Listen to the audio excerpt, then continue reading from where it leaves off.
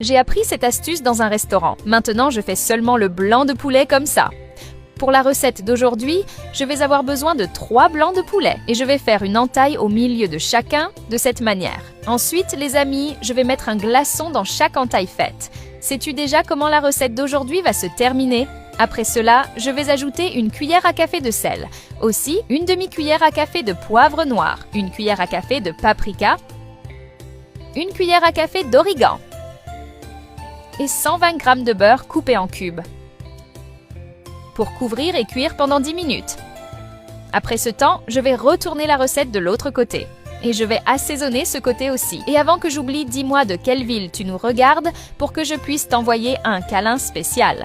Le câlin d'aujourd'hui va pour Camille Bonnet de Bourgogne. Je suis heureux que tu apprécies nos recettes.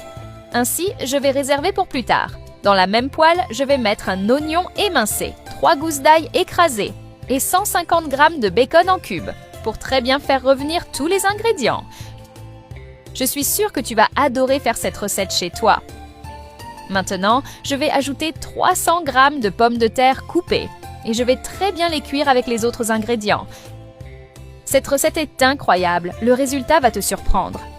Quand ce sera comme ça, je vais remettre les poulets dans la poêle.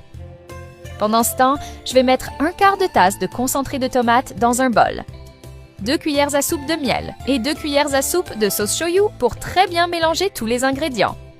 J'adore préparer cette recette parce qu'elle est très économique, parce qu'elle n'a besoin que d'ingrédients que nous avons normalement déjà à la maison, sans avoir besoin de sortir acheter les ingrédients qui manquent et en dépensant ainsi plus de temps et d'argent dans le processus. Avec ce mélange préparé, je vais le verser par-dessus les poulets dans la poêle, en l'étalant très bien sur eux. Cette recette est très rapide et facile à faire. Même sans expérience en cuisine, il n'y a aucun moyen d'avoir des difficultés à la préparer. Je suis sûre que tu vas adorer la faire. J'adore préparer cette recette pour la manger le vendredi soir pendant que je regarde un film avec ma famille. Ils mangent toujours tout tellement c'est délicieux. Et je vais mettre la recette au four à 180 degrés pendant 15 minutes. Après ce temps, je vais mettre une portion dans une assiette.